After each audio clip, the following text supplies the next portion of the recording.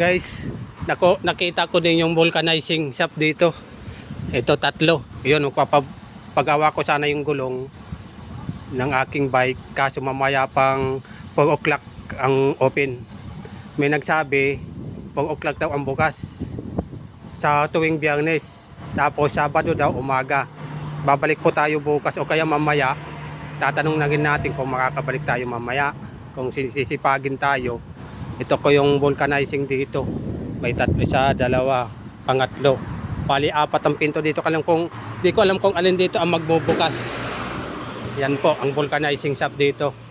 Ayan po itong kalsada. Pagtandaan nyo na lang. Kung mula po kayo sa Nisto, straightin nyo lang. Diretso. Yan po. May nagsabi ko sa akin tatlong pinto ito. Baka ito bukas. Yon, tatlo. Siya, dalawa, tatlo. Hindi ko alam ito. Siguro wala. Hindi ko lang alam. Malalaman natin mamayang 4 o'clock pag sinipag tayo. Tandaan nyo lang 700 na to. Ayan. Basta mula Nisto, diretsuhin lang yan to. Dead end daw. Tapos makikita nyo po ito. Ayan. Tandaan nyo na lang. Nahirapan din akong hanapin itong vulcanizing shop na to. Ngayon nakita ko na. Kaya pagbalik natin, madali na lang. Yung paggagawa natin, babalik tayo mamaya. Tandaan nyo na lang itong daan na to. Yun, daan na to. Ayan. Medyo may kalayuan. Sa Nisto siguro to. Kasi sabi daw ng kakilala ko na diretsuhin dalawang Nisto. Hanggang dito, dead lang man daw yun. Wala naman ditong diesel, gasolinahan. Diba? Ito, tandaan nyo na lang po yan. Yan. Itong ano na yan, pinaka ano na yan. Tandaan nyo na lang yan.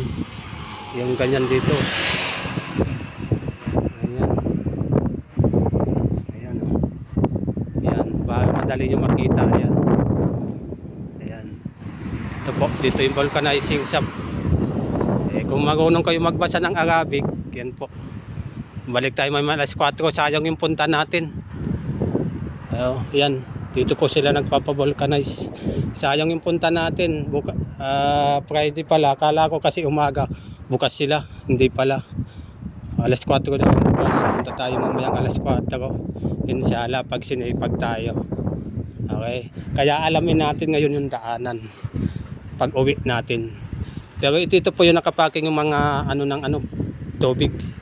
Yan dito.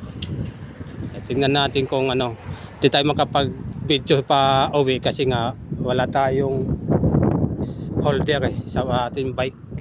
Kaya di pa tayo magbablog ulit tayo pagdating natin sa Nisto. Kasi dadan ako ng Nisto ngayon May bibilhin tayong konti. Pas balik tayo may mga alas 4. Kaya pag Friday po, pag bisera yung bike nyo, malapit po kayo dito. So may nagsabi sa akin, Alhasa daw to. Mubagas, sabi sa akin, Mubagas daw. Mubagas to. Hindi ko alam kung ano itong kahabaan itong kalsada na to. Tinanong ko din niya, din alam Basta sabi daw Mubagas. Tandaan nyo na lang po yan. Yan, para madali. Pag Friday po, alas 4 pa ang bukas. Alas 4 siguro, alas 4 hanggang gabi na yon. Yan alam ko anong oras. Patanungin natin mamaya. Ito po, vulcanizing shop po ito. Okay, para malaman natin. Ganun talaga, at least nalaman na natin yung pupuntahan natin, vulcanizing. Kaya babalik tayo, at least alam na natin. Para mamaya, di na tayo mag-iikot-ikot kung saan-saan magtatanong-tanong. Diretso na tayo. At least ang nakuha lang po natin ngayon ay yung area, yung pupuntahan natin, yung vulcanizing. Okay, yun lang po.